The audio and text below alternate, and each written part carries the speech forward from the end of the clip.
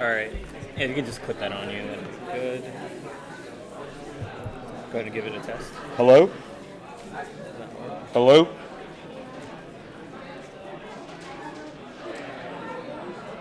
Try it now. Hello? Hello? There we go. Can we cut the mids around 350, please? That's an audio guy joke. All right, thanks for... So add echo? Is that what you said? Yeah, can I get the music delay? All right, thanks for coming. This is, we're going to talk a little bit about maybe some lesser known or kind of left field artists who've worked on Gundam, and also a lot of other mecha properties. I'm sure if you've been building Gunpla for a while, you'll notice that Katoki and like Verka, like that style, has really kind of exploded, and that stuff is great. Panel lining, tons of super detailed, like warning markings and things like that. But I think, and that's great. But I think there is like a huge kind of world out there because Gundam, it's a 40-year-old franchise, so a ton of people have worked on it.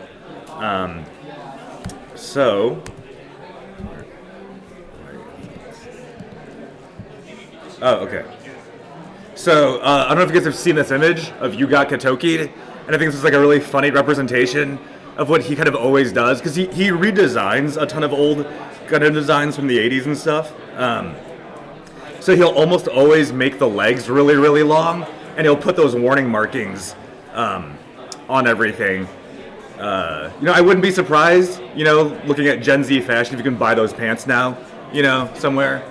But, so Katoki, it's really interesting because when he first started in Gundam, he started actually with a model-based thing called Gundam Sentinel, which was a series that ran, I believe, in Model Graphics, if anyone wants to correct me on that. But yeah, so it was in Model Graphics, and he did a bunch of really detailed artwork, and then there was all these really crazy scratch builds.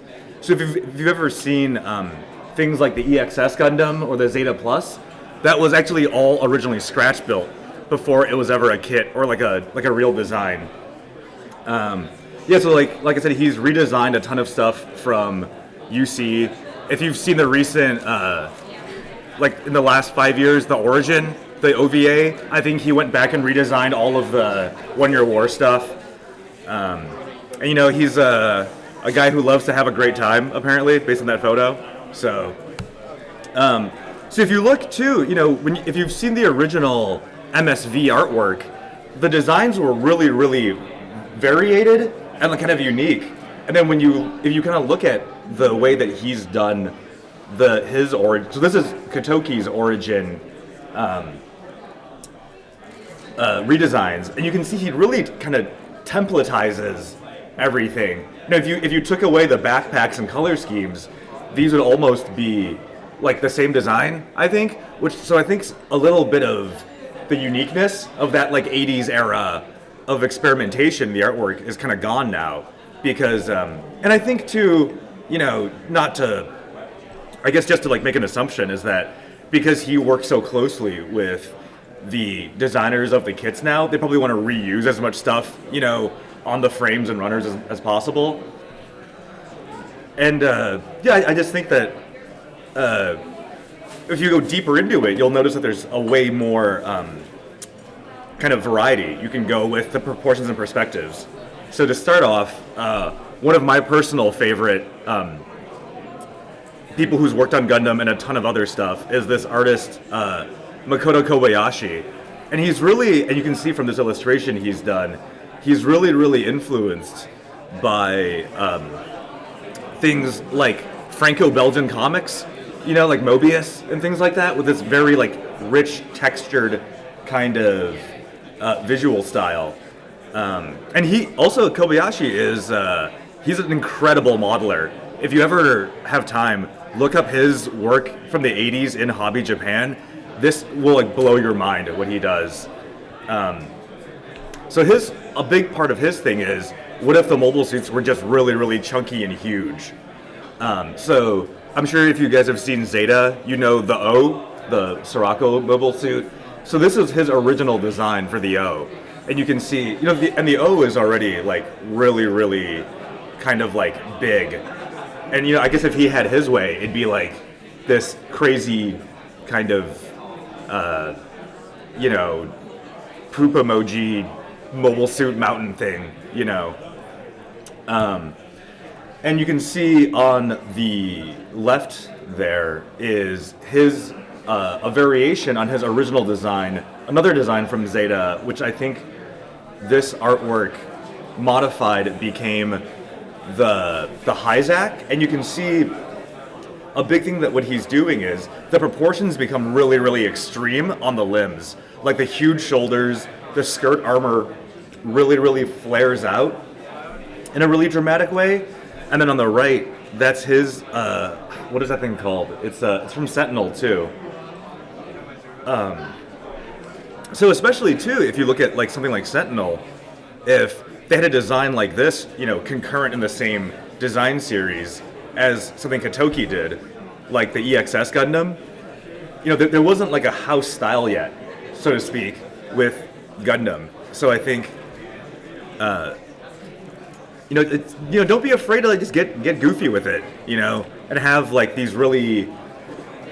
It's so unrealistic in a way because, the proportions are so extreme, but I think that's kind of like the beauty of it because it is this really.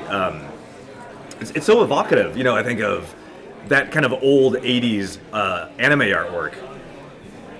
So this is something that I worked on a few years ago to take an HG Marasai and kind of Kobayashi-ify it. So you can see what I did is on the skirts, I actually took the original kit skirts that came on the HG Marasai, and underneath it was built out with epoxy putty to create that like underneath layer to extend it down past the knees. And then I think a big part too of his designs is the shape. There's like no real like hard delineation. It's like anti-panel lining. Like he'll actually take away, so you can see on the knee. I actually took away where there would have been a panel line or a like armor seam from the knee going into the leg, and it was textured over. You can see the putty on the unpainted one, where it's then just smoothed over. It's kind of like you want everything to flow into each other rather than having these hard mechanical breaks. If you can kind of imagine it as like it's almost like ceramics in a weird way, where it's about like the sort of like the lines kind of going into each other rather than having this. Sorry, I had a whole script, but I lost my SSD died like 2 nights before, so I'm kind of winging it. You want things to really have this one kind of kludged together kind of feel to it. And you can see also, I put this Zimmerit texturing on there, which is this thing that they used in World War II on tanks to defeat magnetic mines. And he does that a lot, but who really does the Zimmerit coating a lot in the artwork is the next guy we're going to talk about, Kazuhisa Kondo. And you can see now, Kazuhisa Kondo, for my money, probably one of the most iconic Gundam artists of all time.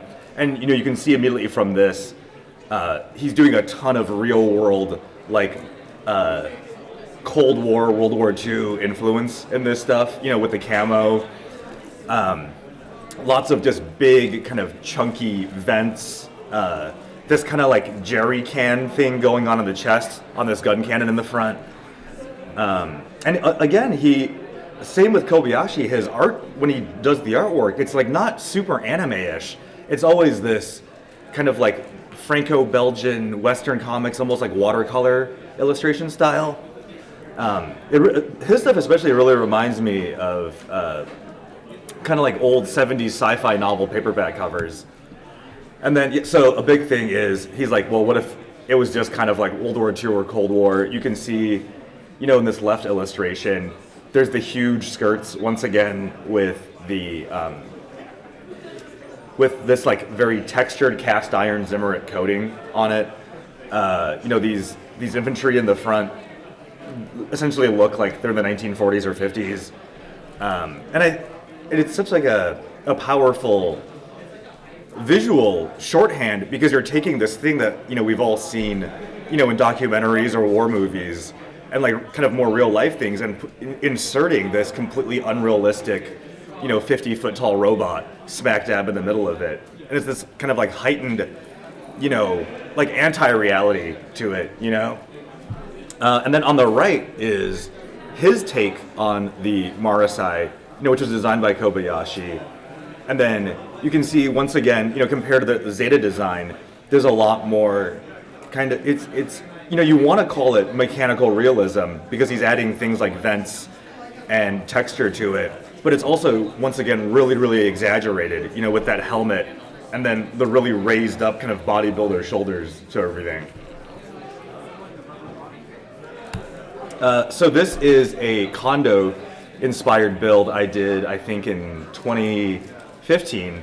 So so the main thing is to get a big part of that heightened proportion change is, one of the easiest things you can do is mix 1/100 and 1/144. So like MG armor parts on an HG body frame. So you can see that really large round shoulder is actually, so this is a 1/144 high grade.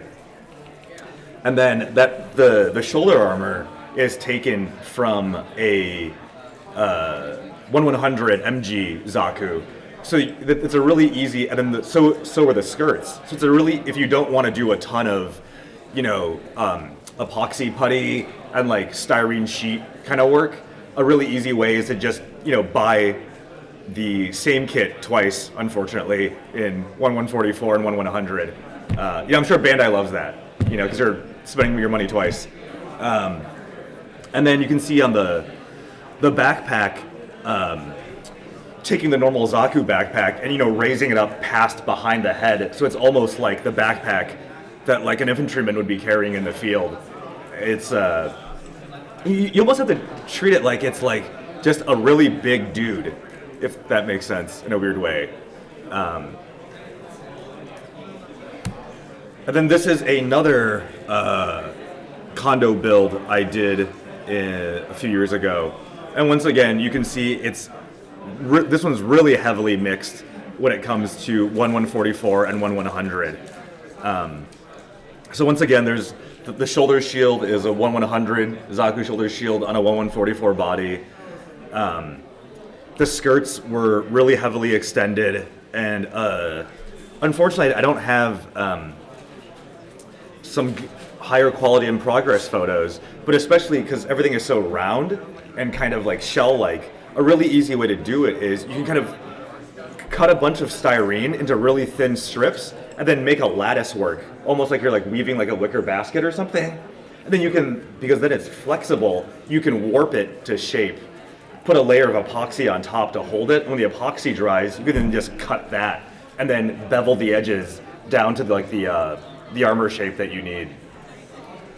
And then the nice thing too is, because there is this really thick layer of texturing, whether it's the cast iron texture or the Zimmerit paste on this stuff, if you're like not a great scratch builder, and I'm certainly not, you can hide a lot of your weird mistakes as opposed to if you're doing a clean build, because you can just texture over it and then really save a lot of your mistakes in the weathering stage with just, if let's say, your first layer of paint goes on and you see like a place where the, like a seam split, well, hey, a little bit of silver paint, there's a paint chip there. So it's, you're kind of, you can be a little bit more free and not have to worry about the, I love super high gloss builds and, 9 million panel lines and things like that, but that stuff, I think you can really drive yourself crazy with, thumbprints. I'm sure if you guys have done a high gloss build, there's like oh my God, there's a thumbprint I have to sand back and, so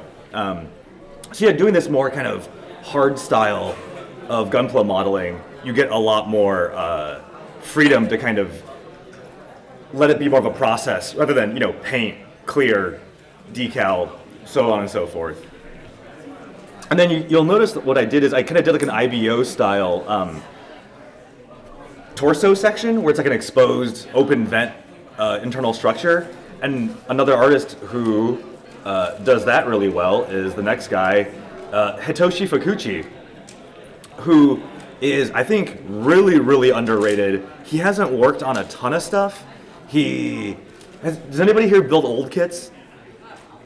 No, all right, sort of. So if anybody's built the old 80s 0080 model line, like the no grades, he did these amazing illustrations in the, excuse me. He did these incredible illustrations in the, just in the instruction manuals that were sort of updated takes on the old one-year war suits. Because I think at that point, Gundam was reaching its like 10th anniversary in '89. And you can see this is his take on a Gelgoog. And once again, he's really kept the original like kind of big, whereas I think someone like Hitoki would really slim it out and streamline it. He's kept like the big chunky 80s proportions and just kind of more strategically added those mechanical details in a way that really sits with the spirit of the original design. And he did a really great series of illustrations in some Japanese magazine called FMS, Fukuchi Mobile Suit Station, where he really bridged the gap between some of like I'm sure if you guys have seen, you see sort of all the shows kind of have like this 3-year gap between everything. Like, there's the 1-year war to Zeta, there's like a sort of gap in the storyline, and then Zeta double Zeta. So he really did these designs that filled in those kind of gaps. So I think this design is called the Doaz, I think, and it's supposed to be the original 1-year war Dom going into the double Zeta Dom style suit. I forget it was in Unicorn too. It had like that spinny thing. And again, he's just so good at adding just enough mechanical detail to sort of the classic silhouettes. And if you this Dom on the right, you could really picture yourself, taking a standard MG or HG Dom and just doing that little bit of extra to the back skirt with those vents and that backpack. So if you're someone like me who doesn't like super, super radical kit bash work, and you just want to do a little bit of like, kind of like what I call like the 20% rule, where there's like 20% more to the original line art, I think his work is a really great place to start looking at for inspiration. And weirdly, from the 80s, he, I guess, decided to take like a 25-year break from Gundam and then came back on 00. So I'm sure we've all seen 00 here. So that's his redesign of the flag, which I think is really incredible, because the flag is, I don't think the flag is anybody's favorite mobile suit, because it's so strange looking.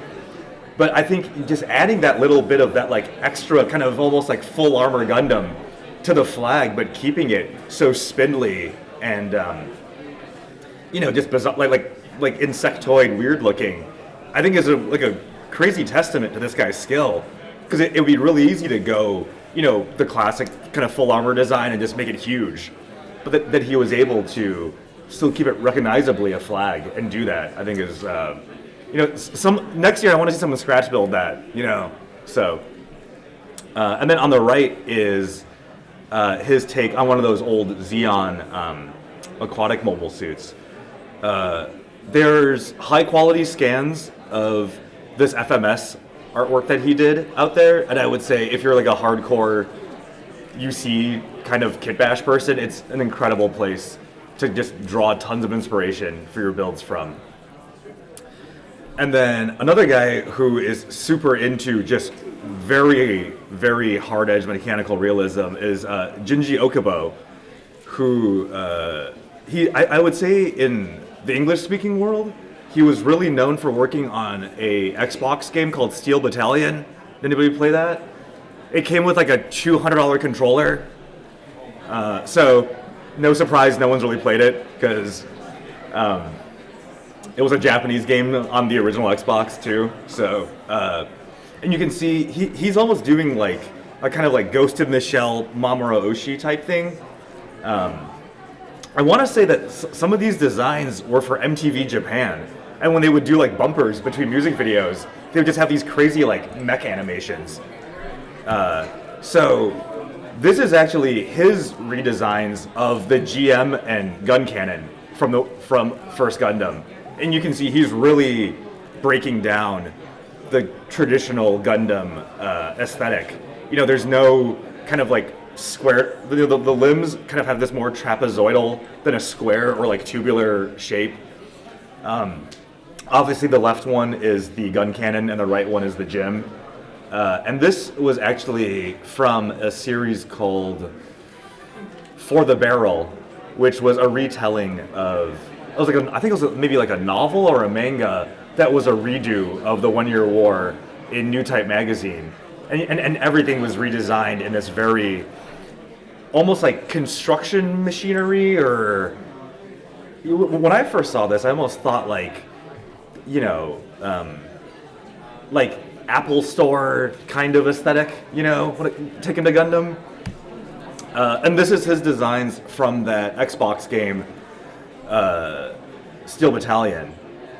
And you can see that it's really coming to a, you know, almost, I mean, if you want to talk about like construction or like farm equipment, I would say this is really of that world. And I think, and once again, similar to Kondo, it's, you know, taking the most mundane kind of mechanical elements and bringing it to this very fantastical kind of, you know, machine, which is, once again, you know, like a 5-story robot with a cannon on it. And there is a art book he did called Ismojuki Industrial Divinity. It's still in print. I want to say you can import it for around $60, and it's full of just his sketches like this. And if you're ever, and because with this kind of stuff, you can go even beyond just if you're building a suit and you want to add mechanical details, because this stuff, I think, if you're building, let's say, a diorama of a space dock or something, these shapes and that mechanical idea is really applicable to that too. So let's go back to the 80s. So I would say too that obviously since he worked on Xbox, he's a contemporary artist who's still working now. But taking it back to the 80s is Kazumi Fujita, who's most famous for designing the Zeta Gundam. And then he didn't do a ton else after that, but he really was able to, in some of the side stuff, take that like really sharp, angular, you know, everything's made of triangles, Zeta transforming design, and apply it in a really cool way to a bunch of stuff. This is a really incredible scratch build from the 80s, from I think 80s Hobby Japan, of this series Tyrant Sword, which, similar to Advance of Titan, it was almost like a proto Advance of Titan, where it was all scratch builds in a hobby magazine with a design series attached to it. And obviously he is really into putting tons of edges on everything. These are designs from, I want to say, an old PC game that he did. And you can see a lot of the DNA from, especially like the bad guy Zeta Mecha. You know, the theme is Titans, right? So if you look at designs like the Ashamar or the Gapflay or the Gaplant, you know, I guess this is like if you took those designs and really let someone just go completely wild with it. You know, everything meets at like a crazy angle. You know, if someone, you know, I would hope someone out there in this audience is going to scratch build one of these, and good luck sculpting all this stuff. But if I see the texture, I'll be incredibly impressed. Especially if you manage to do, you know, stuff like this, which is, this is almost like Evangelion-ish, I think, to me, in a way. And so, speaking more about, you know, applying that aesthetic to existing designs, these are his takes on like a Nemo gym type suit. I mean, I would say this is probably like the coolest a gym has ever looked there, you know, on the right. Because normally they're so kind of like basic. But once again, you add triangles to things, they just look great, apparently. So I don't know if he has a collected art book. You can probably find the old Tyrant Sword stuff collected in Hobby Japan, like coffee table book collections, because they published these books called Gundam Weapons that has all the old 80s, 90s scratch build and line art in there, and it's a great resource. And once again, I'm sure if you can't.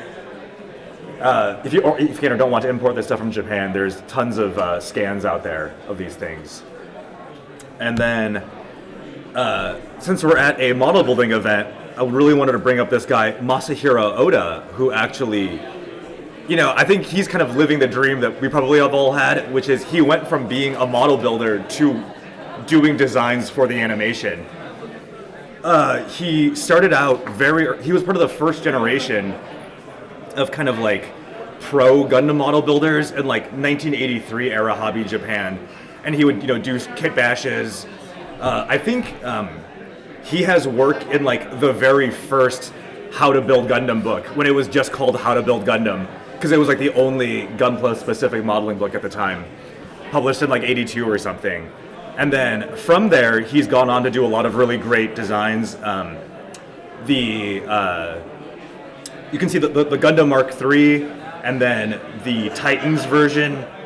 I try to keep it on theme for the event. The Titans version of the Zeta, and that's got to be crazy. Is if you went from doing scratch builds, designing the Mark III, and then 30 years later it gets a kit. That must have been like a crazy moment for this guy, I'd imagine.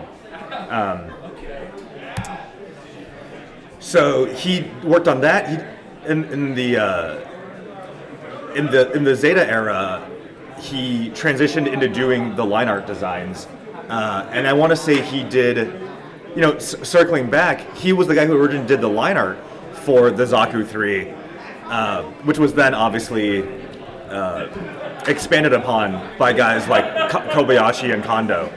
So it was really cool back then that it was, it wasn't like you would bring in one guy to art direct the whole thing kind of now. And it was this very collaborative process because it was so new between all these artists and designers. And it was just, truly, I guess, Gunpla was freedom back then, really. Because people were just kind of throwing things at the wall and seeing what stuck. And once again, here's his redesign. This was actually what he wanted to do with the GM3 before I think they had the animation staff kind of simplify it and bring it back to the traditional GM aesthetics. And it has this really cool kind of like motocross kind of helmet thing. And on the right here, you can really see the silhouette starting to form. And I think too, you really see the DNA that he was a kit basher before he was doing the actual animation artwork, because this is all, I think, if as builders, this is all the stuff that we kind of mess around with, like, oh, I'm snapping a kit, let me just take another, random vent, and what does it look like stuck on here, So it is really cool to see that sort of kit bash mentality applied to the artwork, and it's kind of a reverse of how you expect that situation to be. And then this was his original concept art for the aquatic Zaku. I mean, this upper left one is so good because it's like a Zaku mixed with some of that like Zagat crab, kind of stuff. And once again, the animation staff was like, no, we got to dial it back and bring it back to a more recognizable Zaku form, which, Bandai played a little safe, which is unfortunate because I would have loved to see this stuff, in animation, moving on the screen. But, it's a huge corporation, right? And, if you know me, I can't do a panel without mentioning my favorite artist of all time, Ko Yokoyama. He's most known for Machine and Krieger. I think this might be like the one Gundam thing he's done is this manga called Before G. And you can see he's really taking that super rough, gritty, real world aesthetic and applying it 100% to, you see at least. And if you don't know Machine and Krieger, I would say everybody should try one. It's a great sci-fi universe. You know, not as big as Gundam. There's no show or anything, but if you like this style of science fiction aesthetics, it is 100% for you. And then another artist. This was last year's theme. Am I right? Mamoru Nagano, and he's most known for 5-star stories. There's some amazing 5-star stories builds on the table back there. So this was actually a really interesting story. Is when they were gonna do Zeta, because they hadn't made a Gundam in a few years, and they didn't expect to ever make a sequel. They actually did a competition to see who would design the Zeta Gundam, and obviously that guy Kazumi Fujita won. But Nagano also submitted an entry, and this is his Zeta Gundam design. And looking at this, you know, your mind kind of goes like, you know, what could have been had he art directed, you know, Zeta Gundam. We would be living in a completely different sort of aesthetic world, you know, for Gunpla and Gundam as a franchise now. Because you see a lot of his kind of 5-star stories-esque, you know, like the kind of like, you know, Chelsea boot kind of feet and things like that. You know, when I said don't be afraid to get goofy with it, that this thing, you know, on the left, that was the original proposal for the RX-78 Gundam when they showed it to Sunrise. So, you know, if you really wanted to, and then Yasuhiko, the guy who drew the Origin, redesigned it, and they kept that as the gun cannon. But the one on the right also almost was the Gundam too. But I mean, like, this thing on the left looks like, you know, it's like Toy Story, you know, or something. But yeah, I think I would say, you know, there's so much out there, you know, in this world that you can do with this stuff, and it truly is endless. You know, if we can go from that thing on the left to like the full armor unicorn now, you know, aesthetically it's a completely open book, you know. So that's exactly 30 minutes. So thank you for coming, and I have some stickers and stuff if you guys want. And also, because we're doing a thing on Gundam Art, if anybody wants this painting, I painted this 5 years ago. Someone wants it.